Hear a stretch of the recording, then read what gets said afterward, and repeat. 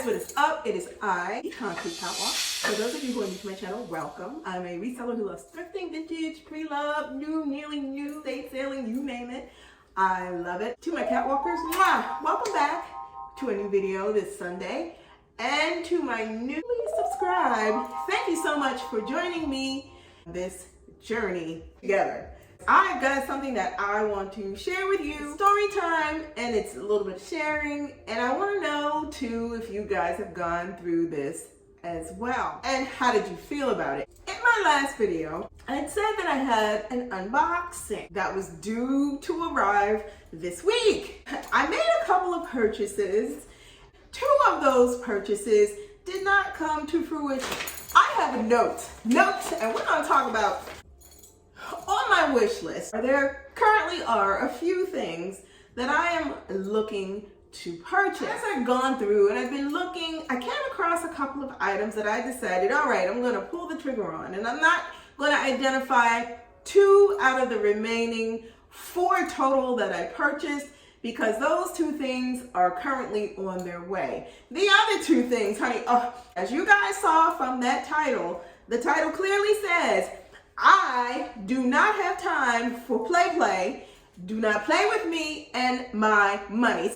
I have been looking on a certain site. There were 2 items that I saw that I really wanted, so I decided to purchase them. I'm just going to show you, and I'm either going to put it up here or I'm going to put it over here. The first that I saw that I decided that I would like to have was a Chanel Maxi in Matelasse lambskin vintage. The color was beige, and I saw this bag. It just was such a great deal. I was like, okay, I'm just gonna go ahead, I'm gonna purchase this bag. The bag came to $2,845. I pulled the trigger immediately because it is exactly what I'm looking for. Done. The second item that I saw a day after this one, because I kept searching and searching. Mind you, these were on the same site, but I've gone back to the site and I decided to pull the trigger on the second item, a vintage Prada nylon crossbody flat bag. I've been obsessed. I had one back in the day. I sold it. So I decided that I'd like to get this again, and I did that. Okay, this bag, Prada bag, ended up being $476. Great. Pay, everything's done, we're cool. This is where it gets a little bothersome for me. I received the confirmations on both of my purchases, one from the previous day, the other from the next day. You guys, 2 days go by. 2 days. Out of nowhere, I get an email for each one of these that says, so sorry to inform you that the seller has advised that item A is no longer available for purchase. And this being a Chanel bag. So I'm gutted, I'm shot. I'm like, okay. Next email comes through. So sorry to inform you that the item that you purchased, the nylon Prada crossbody flat bag, seller advised bag is no longer available. You guys, this is where my level of calm escalated to the point where it's just like, so help me to understand this. I make a purchase for $2,800 and then the other one for $400 for the Prada bag. $3,000 and some dollars out into the universe. Fine. But what bothers me is the fact that the transaction was even able to take place in the first place. My feeling is this: if an item is listed and a person goes through the entire transaction and then a day later or 2 days later, here comes an email that says the item is no longer available per the seller, then you've had me go through this entire process for nothing. I've given you $3,000 plus. You've taken the money, you've processed the money to turn around and say, oh, here's your money back. The thing that frustrates me with this is I'm one of those people where I want to know up front, do you have it or not? And I should not have to be the person who's asking the question. I do know that some people on some sites, when they shop around, they'll ask, hey, is this still available? It happens to me when I sell. People will ask, is an item still available? Yes, the item is still available. However, when you're on a site where the price point of things is much more escalated, I would think, and you guys let me know if I'm wrong, I would think that that item, if it's being cross-promoted across various sites and can be sold and is sold, it would seem to me that the seller would say, let me pull the listing from this site because it's sold on that site. Why on earth would the transaction be able to go through clearly when the item is not able to be purchased? It's frustrating to me, this situation, having it happen back to back.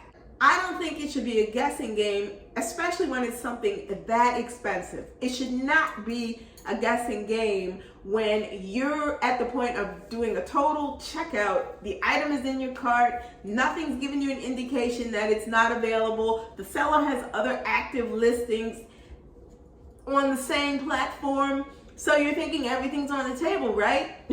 Wrong. Neither item was available. And I'm saying this to say, a lot of these sites that sell luxury bags need to do a better job scrutinizing items that are showing as listed and or have been listed quite some time ago, and you've got an inactive seller, meaning the person hasn't even touched down on the site to even do any kind of updates. It's a big waste of time, especially when you're diligently looking for something. That was something that I was seriously looking for and had targeted because it was such a good deal. The purchase of those items, it's a frivolous thing. However, it isn't frivolous when it's something that you've invested in. You've invested your time in, you've invested your search in, only to have something come back to say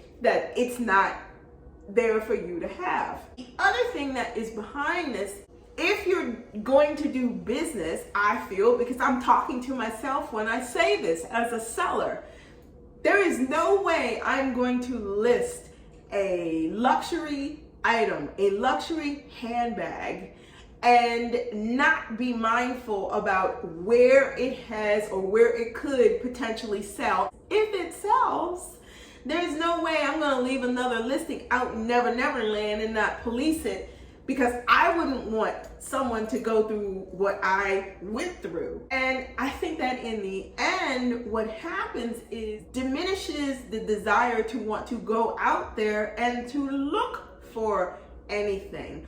This is not the only 2 times that I've had this happen. I had this happen to me 8 months ago when I was looking for Chanel Jumbo in black, and I made the purchase, and the seller never responded one way or the other after the transaction was finished, if the bag was available or not.